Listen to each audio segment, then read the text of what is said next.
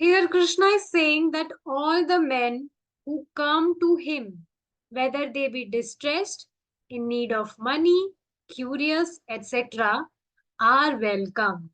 But out of them, the person who is in knowledge is very dear to him. The others are welcomed because it is understood that in course of time, if they continue on the path to God, they will become as good as the man of knowledge. So we discussed this thing that there are 4 categories who take shelter of Krishna.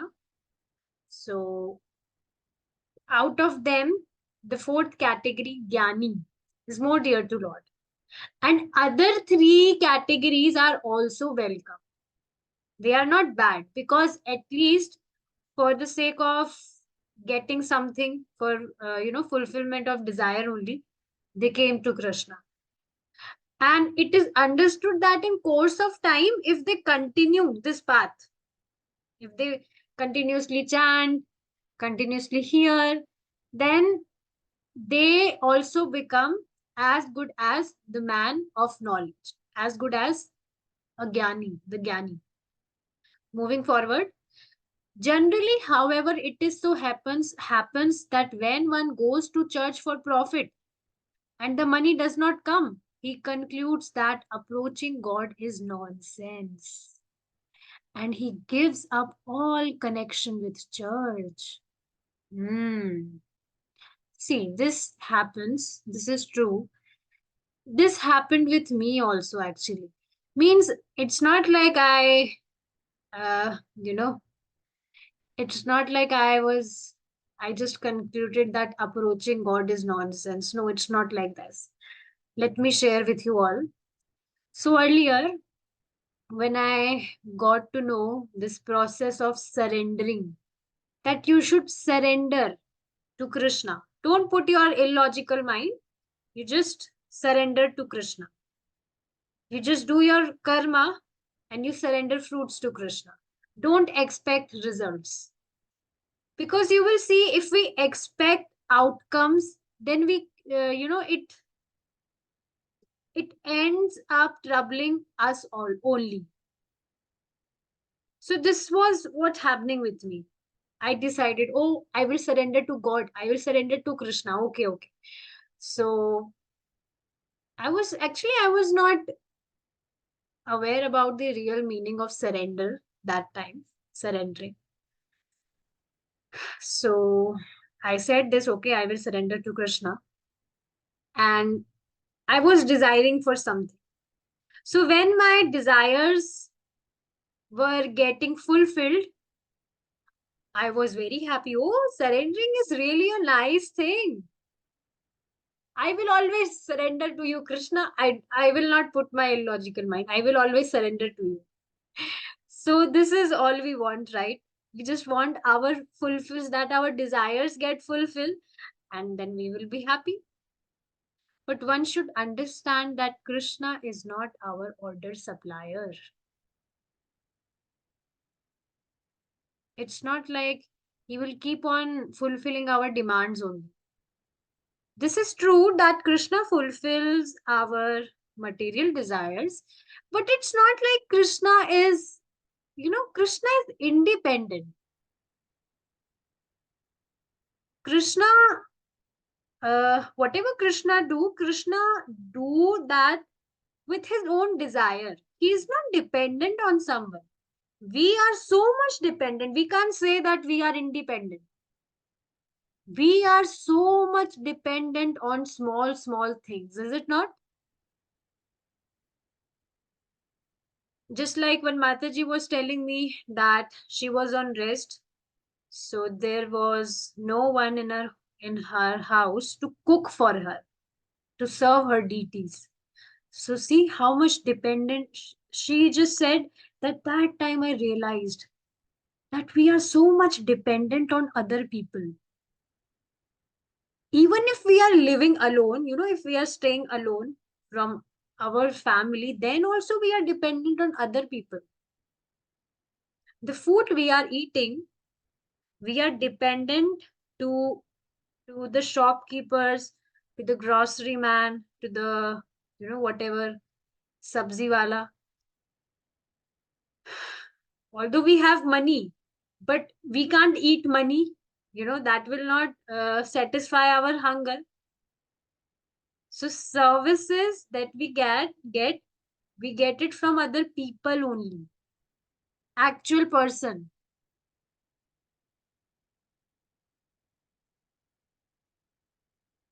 Living things can't provide a service. Are you getting my point? I'm not talking about comfort, service. So we are so much dependent. But Krishna is not dependent on anyone. Krishna is completely independent. So Krishna do things as per his own desire. Even if we are desiring that this should be done or whatever. So this was what I was doing earlier, that, oh wow, this surrendering thing is just amazing. My every desire is getting fulfilled. Not every desire was not getting fulfilled. So yeah, when my desire was getting fulfilled, I was feeling so much happy.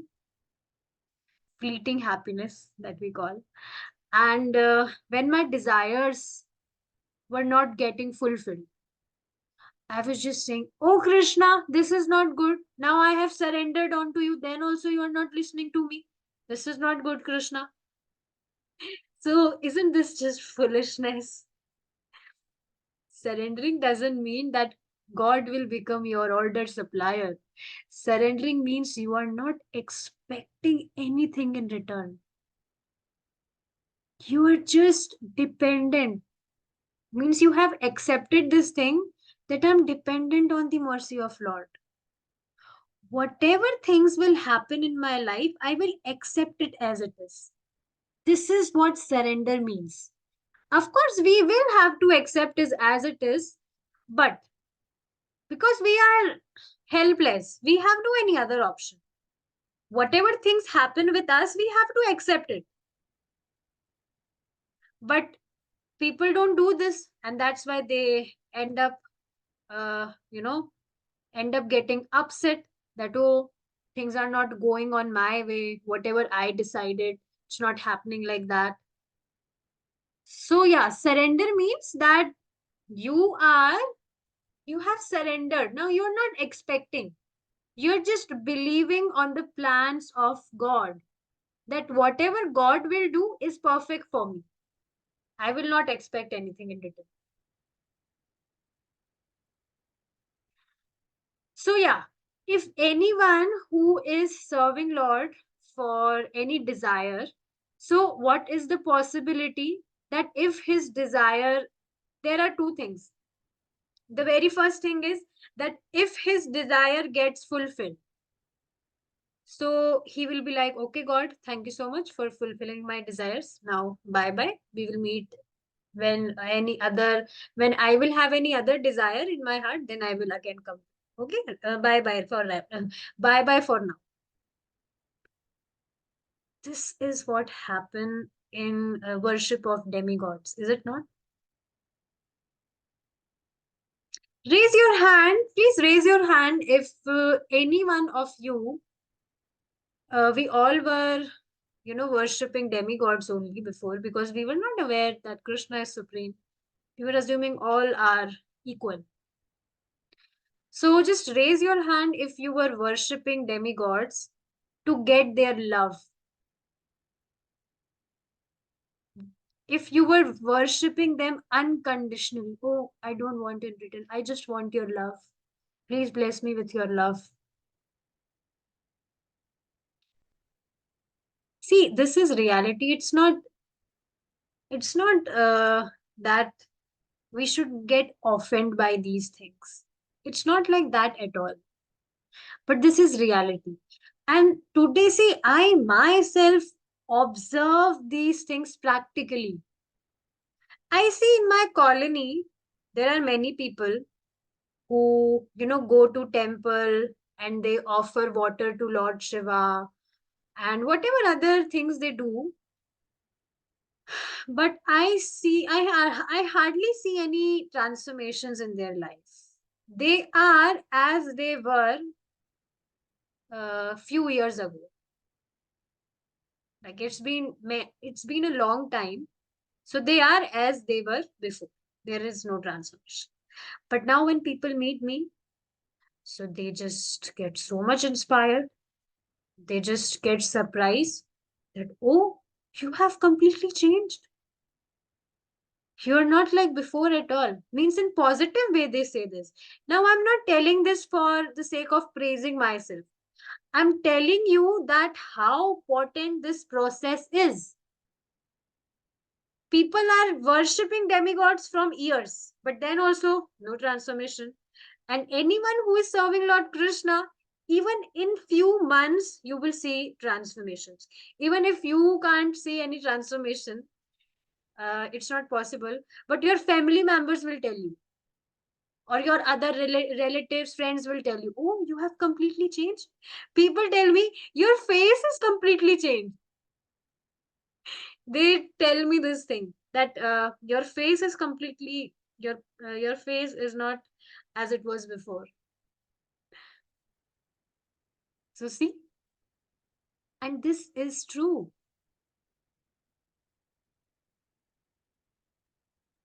The things that we are following, these are the what to say, these things falls in the mood of goodness, waking up early in the morning, and all the practices that we are doing, actually not the sattvic, not the mode of goodness. Whoever is serving Lord Krishna, he will attain that stage which is beyond all the modes. We already discussed this point also, that Krishna is beyond all these modes. So devotees of Lord also, gets relieved gradually from all these modes. So yes, what was I telling here?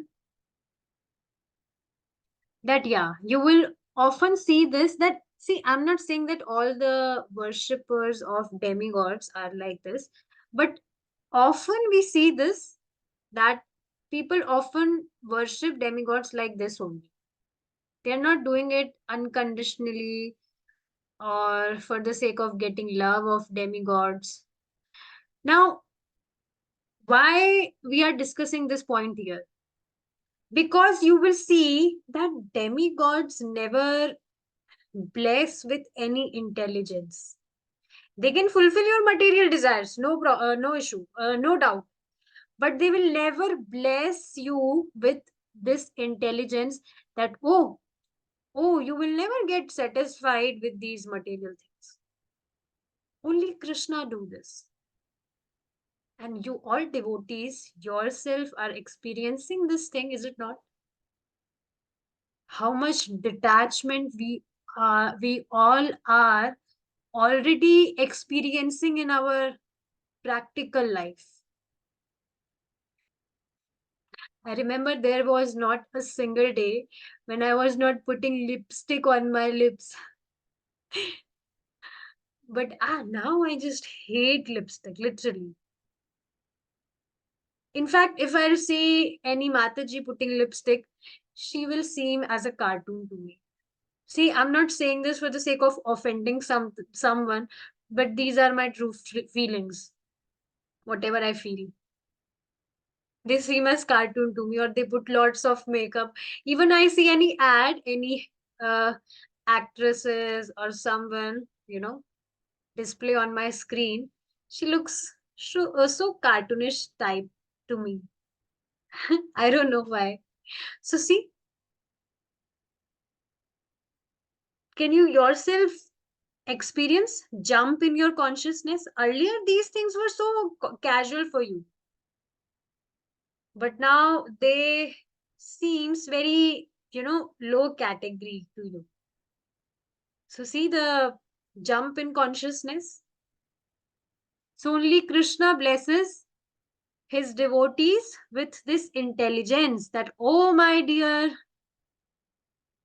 devotee, These material things will not satisfy you because you are not this body. So any temporary thing will not satisfy you. You are soul. And only permanent things can satisfy you, spiritual things. See, we uh, also we see, this is practical thing, that whatever we hear in class, we understand it, and when we try to follow it in our practical life, then we experience transformations in our life. And that strength also, it's not we get it by our own self. Krishna empowers us to do such things. So yes, what we were discussing, very first case is that if his desire gets fulfilled, then he will just quit bhakti. And he will think that, okay, now I am done. My desires are fulfilled now. Now what? Now there is no any meaning of serving Lord now. Because my desires are fulfilled now. Now what is the use of serving Lord? Let's just go. We will come when we will have any more desire.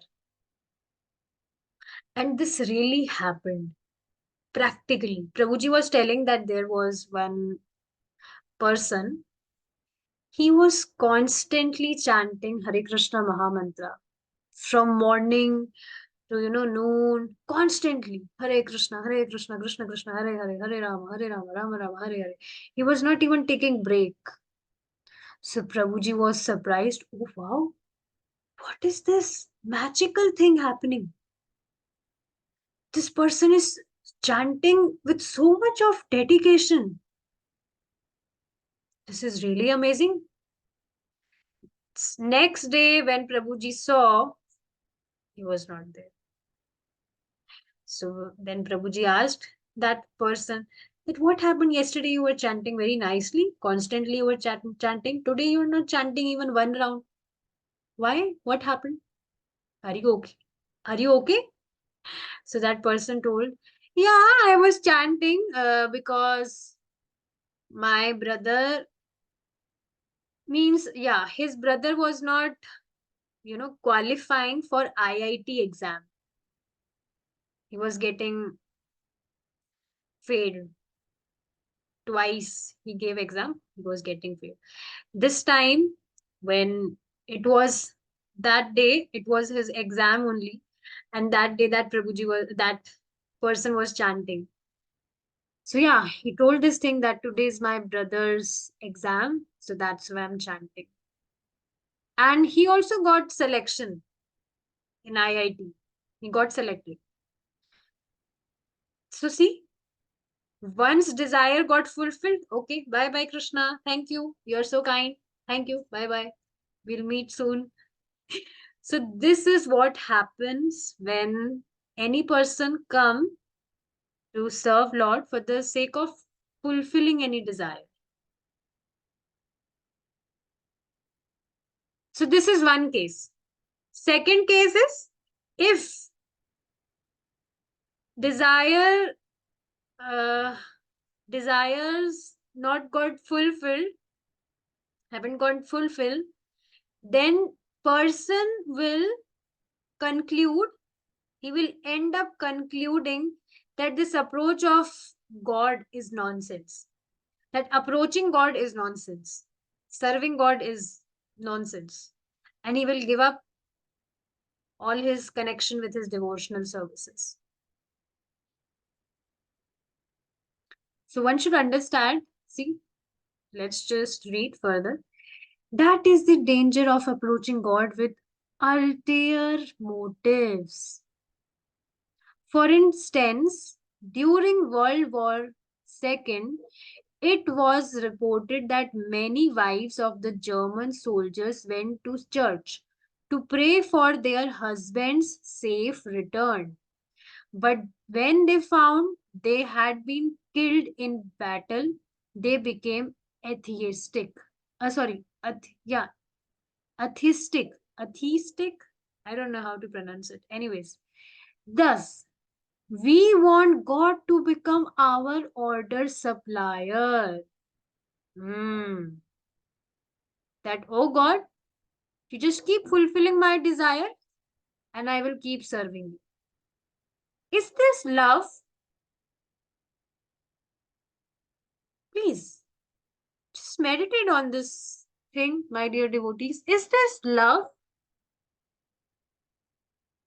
Love is always unconditional, no conditions. We serve someone so that he may get satisfied, and by noticing his satisfaction, we also get satisfied. This is what happened when a mother when a mother satisfy his son, and when she see that, yeah, my son is satisfied, so just by seeing his satisfaction, that mother also gets satisfied. Is it not? By feeding her son his favorite food, she gets satisfied. This is love. But it's not like that, yeah, I'm doing something for you, now you do something for me. This is deal. This is not love. So what Srila Prabhupada ji is saying here, thus we want God to become our order supplier. And when he does not supply our order, we say that there is no God. Isn't this just stupidity? God is not our order supplier. We should understand this thing. So yes, a devotee always know that whatever God is doing for him, it is perfect. Although it might not seem perfect to me, it might seem, negative to me at that time. But still it is good for me because it's God's plan for me. This is the behavior of a true devotee. He never blames Krishna for anything. That is the effect of praying for material things. In this connection, there is a story of a little boy. Wow, this is really an amazing story. We will discuss this story. It's a long story and then we'll stop. Don't worry, it's not a small story. It will take lots of time. Let's discuss. In this connection, there is a story of a little boy. It's a story of Dhruv Maharaj. Let's see. About 5 years old, named Dhruva, who belonged to a royal family. In the course of time, his father, the king, tired of his mother and deposed her as his queen. He then took another woman as queen, and she became stepmother to the boy. Please hear this story very carefully. I will explain where it will be needed. Otherwise, please hear it carefully. She was very envious of him, and one day, as Dhruv was sitting on the father's knee, she insulted him. So, are you getting? There was a boy named Dhruv. He belonged to a royal family. So, one day, any dispute happened within his father and mother, and his father decided, deposed her mother as his queen, and he married another woman. Now that another woman became stepmother of Dhruv Maharaj. So now stepmother is always envious. One should know this thing. She's not loving. So yes, once Dhruv Maharaj was sitting on his father's knee. So she insulted him. Who? That stepmother. Oh, you cannot sit on the lap of your father, she said, because you are not born of me. She dragged Dhruva from his father's lap, and the boy became very angry. He was the son of a Kshatriya, and Kshatriyas are notorious for their quick tempers. Means they become agitated. They often become agitated very quickly, very easily. Who? Kshatriyas. Dhruva took this to be a great insult, and he went to his mother, who had been deposed. Dear mother, so are you getting that stepmother insulted Dhruv Maharaj, and Dhruv Maharaj felt so much insulted, and he went to his mother. Dear mother, he said, my stepmother has insulted me by dragging me from my father's lap. Dear son, the mother replied, what can I do? I am helpless, and your father no longer cares for me. So her mother is showing her helplessness here. Well, how can I take revenge? The boy asked. So this often happens, this world is struggling with these things only, that, oh, he insulted me, oh, he abused me, oh, that lady is looking more beautiful than me, oh, he has more money than me, oh, he has a big house, he has a big car. Competition, envious all the time. These are the, garbage of our heart, the contamination of our heart. Anger, jealousy, envy, lust, fear. What else? Yeah.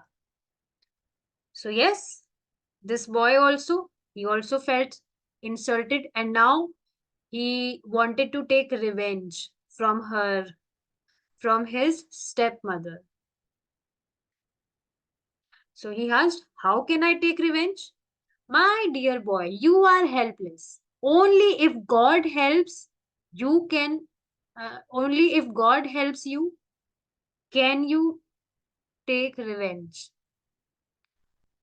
Oh, where is God? Dhruv asked enthusiastically. I understand so many sages go to the jungle and forest to see God. Sages means yogis. The mother replied. They undergo great penances and austerities in order to find God there. At once Dhruv went to the forest and began asking the tiger and the elephant, oh, are you God? So this is what happened, that Dhruv Maharaj, that Dhruva, was just a boy, small boy, very young boy. So how would be he aware about God, that who is God? So after hearing this, that many yogis, sages go to forest and they do lots of sacrifices and austerities in order to find God. So he also went to the forest and he began asking to the animals. Small, he was a small boy, so he was very innocent. But can you just see this? What can you learn from here? This is really very wonderful point. You will see that even you yourself will notice this, my dear devotees. Just think about this. You might have noticed. Even a very small baby, maybe 1 or 2 year old baby, you will see he will also get angry if you will snatch his toy from him. Are you getting my point? That baby who is not even, who is not even trained to speak nicely, that how one should speak. He's not even able to speak properly. But then also he gets angry. So are you able to catch this point? From where that anger is coming? Because of his past sanskar. Hmm. So you see now, no one gives any training to anyone to become angry or to become furious or to become whatever emotions they feel. No one train anyone, anybody. So it appears because of the past sanskar. So same way here, that small boy, even he was younger, he was so young, but then also he got this feeling, this fire came in his heart that I want to take revenge from that lady. How dare she, how dare is she to insulted me? How dare is she to insulted me? Yes.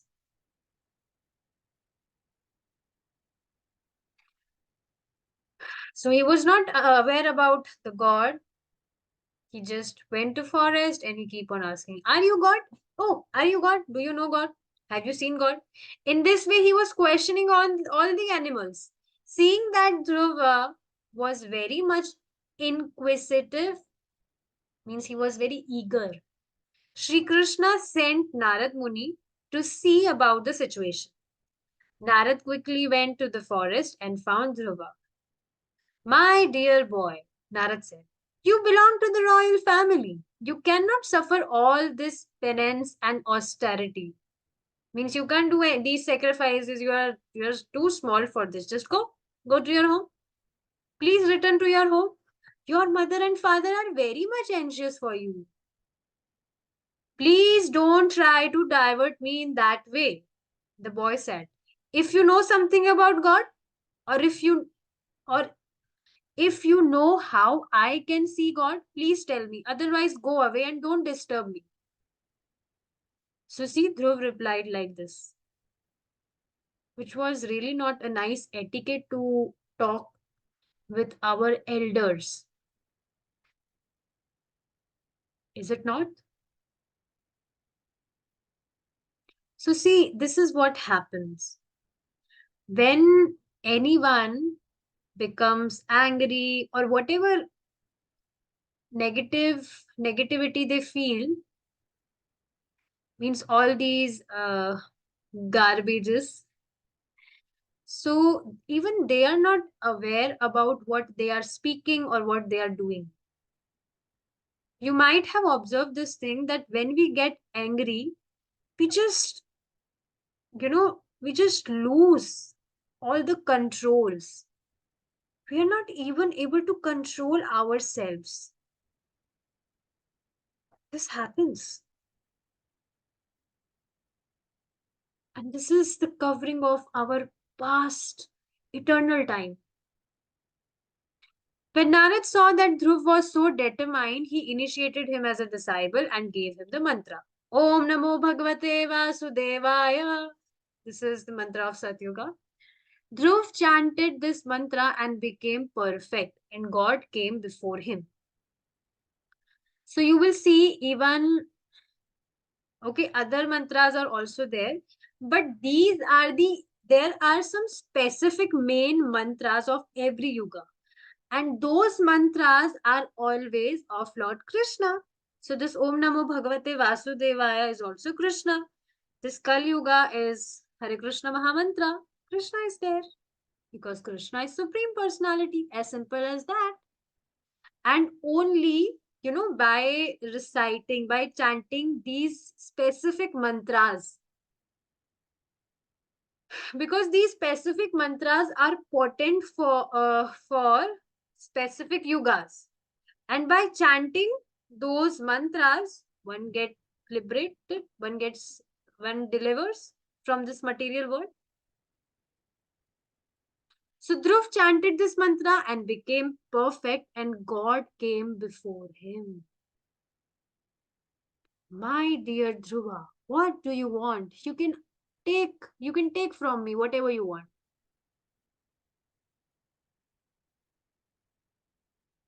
My dear Lord, the boy replied.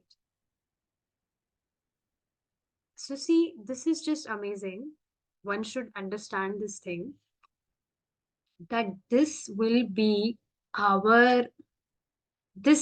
day will come in our life also, when we will go back to Godhead.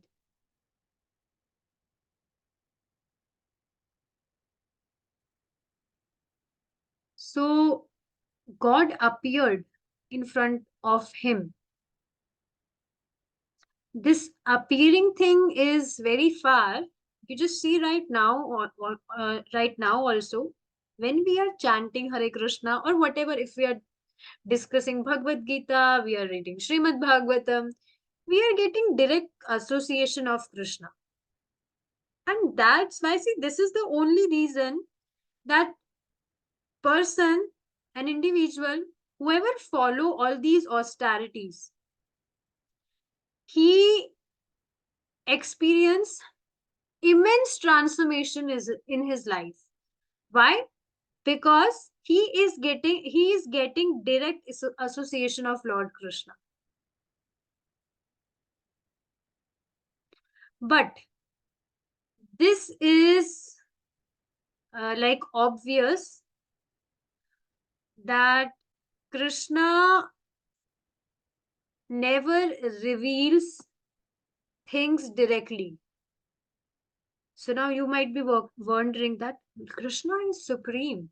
So if we are getting his association, then why we are struggling even right now? Why are we struggling so much? We have been doing bhakti from long, but then also we are struggling so much. So what is this? So yeah, Krishna never Krishna takes time to reveal, because Krishna wants us to become eager to serve him. Krishna just want to raise that eagerness in us. So this is the reason. So yes, Lord appeared in front of Dhruv Maharaj, and Lord asked, my dear Dhruva, what do you want? You can take from me whatever you want. Then Dhruv Maharaj, he just took out his list and he just started speaking. I need a big car, I need chow mein, I need this house, I need that. No. My dear Lord, the boy replied, I was undergoing such severe penances simply for my father's kingdom and land. But now I have seen you. Even the great sages and saints cannot see you. What is my profit? I left my home to find merely some scraps of glass and rubbish. And instead, I have found a very valuable diamond. Who is a very valuable diamond here? Lord Krishna. Now I am satisfied. I have no need to ask anything of you. So, Sina, this is obvious that, see, this is very amazing point. Lord himself tells this thing in Bhagavad Gita, that whoever serves me, we discussed this yesterday also, that this poor soul is very poor, very foolish. He is not aware how to ask. So whoever serves Lord Krishna, Lord Krishna give himself to his devotees. And this is what Krishna did with Dhruv Maharaj. And see, Dhruv Maharaj said that I'm satisfied. So what else do we need? What else can be as great as getting Supreme Personality? See, we just can't even imagine these things. These are just, you know, we are just trapped in frog philosophy, is it not? We can't we can't understand the depth of spiritual world.